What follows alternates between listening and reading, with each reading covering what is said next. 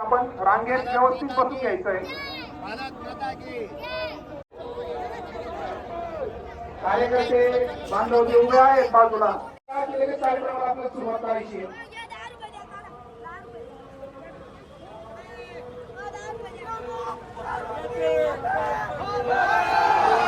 बांगलादेश मुर्दाबाद।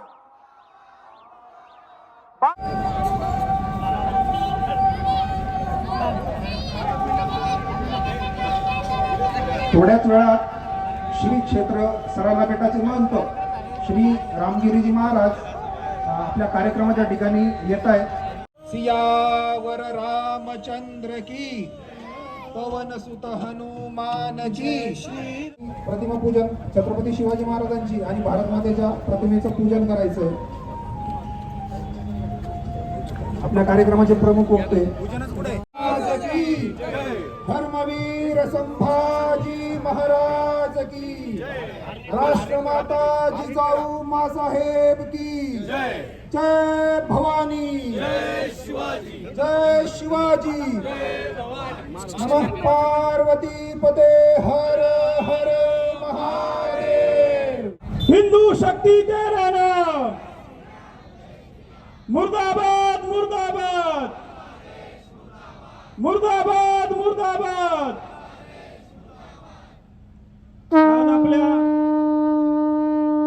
शिर्डी शहरातील सर्व हिंदुत्ववादी संघटना, सर्व सामाजिक कार्यकर्ते, सर्व विविध विचारधारेमध्ये काम करणारे कार्यकर्ते यांच्या सर्वांच्या वतीने, सकल हिंदू समाज सर्वांच्या वतीने बांगलादेशमध्ये आपल्या हिंदू बांधवांवर जो गेल्या काही महिन्यांपासून प्रचंड प्रमाणात अत्याचार चालू आहे, त्या अत्याचाराच्या विरोधात मशाल मोर्चा आणि निषेध सभेचं आपण आज आयोजन केलेलं आहे। आपल्या सर्वांना माहित आहे, हा आपला भारत देश, या भारत देशाची ओळख हिमालयाच्या आरंभापासून हिंदू महासागरापर्यंत हा विशाल भूभाग जो पसरला आहे, या विशाल भूभागाला भारत म्हणून संबोधलं जायचं। दुर्दैवाने ज्या ज्या ठिकाणी हिंदू घटला, हिंदूंची संख्या कमी झाली, त्या त्या ठिकाणी आपल्या देशाच्या तुकडे झालेले आपण इतिहासात पाहिलेलं आहे। या देशात ज्या ज्या ठिकाणी हिंदू माणसावर अन्याय अत्याचार झाले, त्यांचं बळजबरीने धर्मांतरण केलं, आपल्या माता भगिनींना बाटवलं गेलं, अशा ठिकाणी देशाचे हजारो वर्षापासून तुकडे झाले। आणि आता नुकताच 70-75 वर्षापूर्वी आपल्या दुर्दैवाने देशाच्या स्वातंत्र्याच्या वेळेस देखील या देशाची फाळणी झाली। या देशाची फाळणी होत असताना दोन नवीन देशाची निर्मिती झाली, तो एक म्हणजे पूर्व पाकिस्तान आणि पश्चिम पाकिस्तान।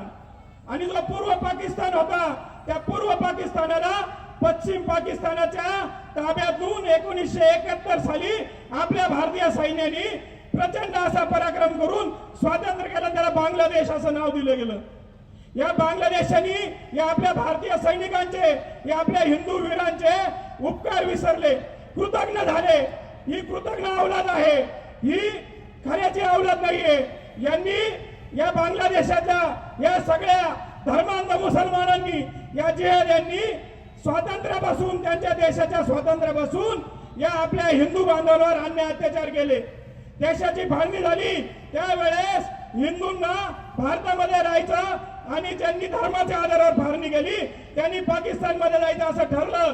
परंतु आपल्या दुर्दैवाने त्या काळातल्या देशाचे नेतृत्व करणाऱ्यांनी उपोषणाला बसले आणि म्हटले नाही नाही इथं तुम्ही थांबले पाहिजे. अरे पण जे आपले बांधव त्या फाळणीच्या वेळी तिथे राहिले त्यांची दुर्दर्शना आता जबाबदार कोण? या देशांमध्ये 10-15% हिंदू होते. आज तिथं काडीला औषधाला सुद्धा हिंदू शिल्लक राहिले नाही. त्यांची संख्या 2-3% आली आहे. आणि जो आपला आत्ताचा भारत देश आहे या भारत देशामध्ये 9% असलेली ही संख्या आज 25-30